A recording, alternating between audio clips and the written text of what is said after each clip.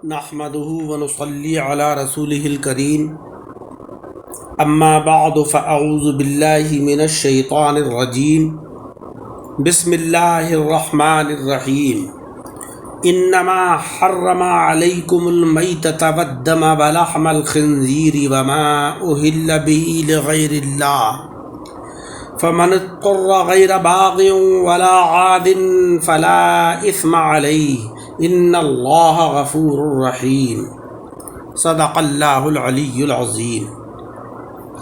حضرات اکرام، آج کے درس میں سورہ بقرہ کی آیت نمبر 173 تلاوت کی ہے، جس میں اللہ رب العزت نے فرمایا ہے انما حرم علیکم المیتۃ، جز نیست حرام کیا تمہارے اوپر مردار، میتۃ مردار، والدم اور خون، ولحم الخنزیری اور خنزیر کا گوشت، وما اہل بہ لغیر اللہ اور وہ کہ جو ذبح کیا جائے غیر اللہ کے نام سے، فمن اضطر غیر باغ ولا عاد فلا اثم علیہ، پس جو مجبور ہو، نہ کہ خواہش کرنے والا اور نہ حد سے تجاوز کرنے والا، تو اس پر کوئی گناہ نہیں ہے، بے شک اللہ مغفرت فرمانے والا مہربان ہے۔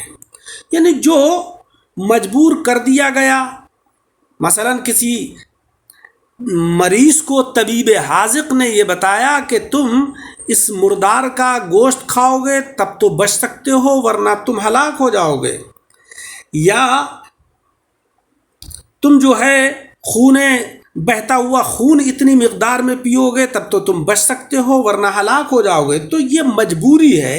اس میں وہ مجبوری کی حالت میں اپنی جان کو بچانے کے لائق وہ حرام چیز استعمال کر سکتا ہے، لیکن شرط یہ ہے کہ ولا عادن، حد سے تجاوز نہ کرے، غیر باغن اور اس کی اس میں کوئی ذاتی خواہش نہ ہو، وہ مجبور ہو۔ اس آیت کریمہ میں اللہ تبارک و تعالی نے ایمان والوں کو حکم دیا ہے کہ اے ایمان والوں، تم بے وقوف منکرین اسلام کی باتوں میں نہ آؤ، ہماری پیدا کی ہوئی چیزوں میں سے حلال طیب چیزیں مزے سے کھاؤ، تم پر ہم نے حسب ذیل چیزیں حرام فرمائی ہیں، ان سے بچنا، باقی سب کچھ تم کھانا۔ نمبر 1 مردار، یعنی وہ جانور کے جو مر گیا خود بخود، تو اس کا گوشت کھانا حرام ہے۔ اور نمبر 2 بہتا ہوا خون، دم کے معنی بہتا ہوا خون، بہتا ہوا خون استعمال کرنا یہ ناجائز ہے۔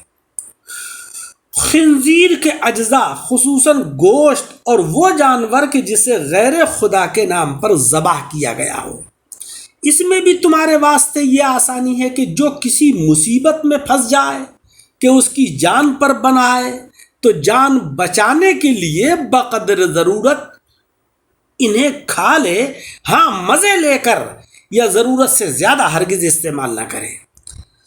اللہ تبارک و تعالی بڑا غفور الرحیم ہے، بندوں کے لیے اس نے بہت آسانی فرما دی ہے۔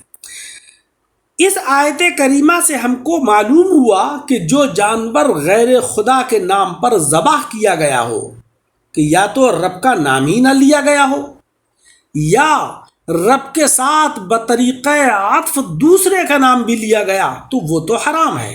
جیسے بسم اللہ و محمد الرسول اللہ، تو بسم اللہ اور محمد الرسول اللہ کے بیچ میں واو حرف عطف ہے، تو بطور عطف اگر اس طریقے سے ذبح کیا تو حرام ہے، اگر بغیر عطف کے ملایا گیا تو جائز ہے مگر مکروہ ہے۔ جیسے بسم اللہ محمد الرسول اللہ، تو یہاں پر حرف عطف واو نہیں ہے، تو یہ طریقہ تو جائز ہے مگر اس میں بھی کراہت ہے۔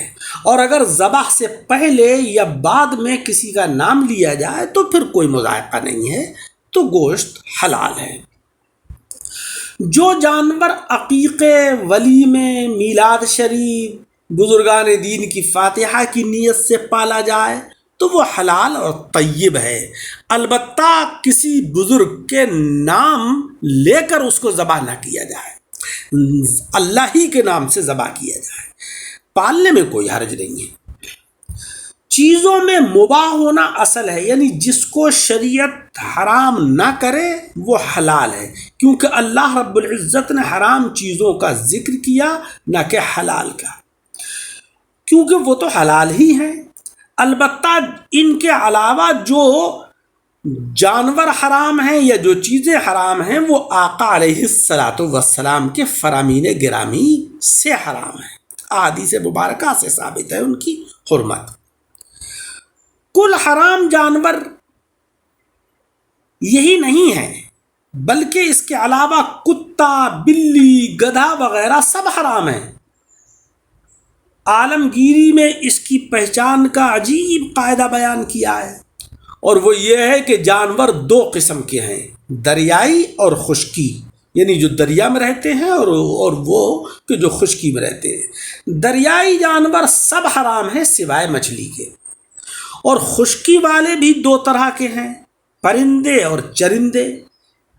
پرندے وہ کہ جو ہوا میں اڑتے ہیں، اور چرندے وہ کہ جو زمین پر رہتے ہیں، چرتے ہیں، گھاس پھوس کھاتے ہیں۔ پرندے بھی دو قسم کے ہیں، ایک خون والے، ایک بغیر خون کے۔ بغیر خون والے سب حرام ہیں سوائے ٹڈی کے، اور خون والے جو پنجے سے پکڑ کر چیز کو کھائیں وہ تو حرام ہیں، اور باقی سب حلال ہیں۔ زمینی جانور بھی دو قسم کے ہیں، خون والے اور بغیر خون کے۔ بغیر خون والے سب حرام ہیں، اور خون والے کیڑے مکوڑے، سانپ، بچھو اور جو کیل والے ہوں جیسے کتا، بلی وغیرہ وہ حرام ہیں، اور باقی سب حلال ہیں۔ حلال جانوروں کے یہ اعضاء حرام ہیں، یعنی جو جانور جن کا گوشت کھانا حلال ہے ان کے یہ اعضاء جو بیان کیے جا رہے ہیں وہ حرام ہے۔ مثلا خون، پتا، مثانہ، نر جانور کا ذکر اور مادہ جانور کی فرج، دبر، خصیے اور تلی و گردہ یہ حضور کو ناپسند تھے۔ اسی طریقے سے اوجڑی وغیرہ یہ بھی آقا علیہ الصلاۃ والسلام کو پسند نہیں تھی۔ بکری کا دست اور سینہ آپ کو زیادہ پسند تھا۔ 3 صورتوں میں خدا کے نام پر ذبح کیا ہوا جانور بھی حرام ہے، یعنی نام تو اللہ رب العزت کا لیا مگر اس کے باوجود بھی وہ جانور حرام ہے۔ ایک یہ کہ ذبح کرنے والا مشرک یا مرتد ہو یا دہریہ ہو۔ ذبیحہ صرف مسلمان یا اہل کتاب ہی کا درست ہے۔ دوسرے یہ کہ مسلمان کسی تھان پر بھیٹ چڑھانے کی نیت سے بسم اللہ سے ذبح کرے یہ بھی حرام ہے۔ اللہ رب العزت نے فرمایا کہ وما ذبح علی النصب۔ اور تیسرا جانور وہ ہے کہ جو بادشاہ کی آمد پر لوگ اسے بادشاہ کا تقرب حاصل کرنے کے لیے، پرستش کے لیے قربانیاں دیں، اگرچہ وہ بسم اللہ ہی اللہ اکبر پڑھ کر ہی ذبح کرے تب بھی اس کا گوشت حرام ہے۔ اس آیت کریمہ پر ایک اعتراض پیدا ہوتا ہے کہ انما جو ہے وہ حصر کے لیے ہے، تو چاہیے کہ سوائے ان 4 جانوروں کے اور کوئی حرام نہ ہو۔ حالانکہ خود قرآن عظیم نے دوسری آیت میں اور بھی جانور جیسے گر کے مرنے والا، درندے کا کھایا ہوا وغیرہ حرام کیا ہے، اور حدیث نے تو بے شمار جانوروں سے ممانعت فرما دی ہے۔ ان میں مطابقت کیسے ہوگی؟ تو اس کا جواب یہ ہے کہ اس آیت کے تمام جانور لفظ میتا میں داخل ہیں، یعنی مردار میں، اور انما یا تو فقط اس وقت کے لیے تھا، دیگر چیزیں بعد میں حرام ہوئیں، یا بلا واسطہ حرمت کے لیے، یعنی اللہ تبارک و تعالیٰ نے تو یہی چیزیں حرام فرمائیں اور باقی چیزیں اس کے رسول جناب احمد مجتبیٰ محمد مصطفیٰ صلی اللہ علیہ وسلم نے حرام فرمائیں۔ اسی لیے ارشاد ہوا کہ وَيُحَرِّمُ عَلَيْهِمُ الْخَبَائِثَ، یعنی وہ رسول ان پر خبیث چیزیں حرام فرماتے ہیں۔ اللہ تبارک و تعالیٰ نے دینی اہم چیزیں جیسے نماز، زکوٰۃ، حرام حلال وغیرہ میں بہت اختصار بلکہ نہایت اجمال فرمایا ہے تاکہ مسلمان قرآن عظیم پڑھ کر نبی اکرم جناب احمد مجتبیٰ محمد مصطفیٰ صلی اللہ علیہ وسلم سے بے نیاز نہ ہو جائیں بلکہ ہر قدم پر آپ کے محتاج رہیں۔ دیکھو حرام چیزیں جن کے بیان پر دین اور دنیا کا نظام قائم ہے کل 4 بیان کی، اور لاکھوں حرام چیزیں آقا علیہ السلام نے بیان فرمائی۔ پھر ان 4 میں بھی ایسا اجمال رکھا کہ بغیر حضور کے بتائے یہ بھی سمجھ میں نہیں آتی، حتیٰ کہ خنزیر کا صرف گوشت حرام کیا ہے قرآن نے، چربی، کلیجی، گردے وغیرہ آقا علیہ السلام نے حرام فرمائے۔ دنیا میں کوئی شخص بھی اہل قرآن ہو کر زندہ نہیں رہ سکتا ہے، حدیث ماننے پر ایسا مجبور ہوگا کہ جیسے کھانا کھانے والا پانی کا حاجت مند ہوتا ہے۔